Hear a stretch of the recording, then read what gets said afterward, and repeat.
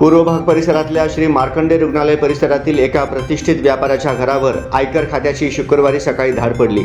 साधारण सकाळी 8 वाजल्यापासून दुपारी 4:30 वाजेपर्यंत आयकर विभागाचे अधिकारी तसेच कर्मचारी आणि पोलीस यांच्याकडून चौकशी होत होती।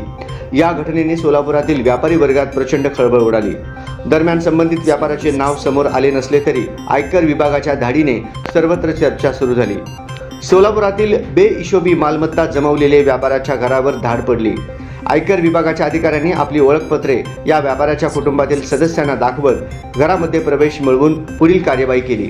या धाडीत मोठे घबाड सापडल्याची चर्चा पूर्व भागात रंगली आहे। मात्र नेमके घबाड किती याचा तपशील मिळू शकला नाही।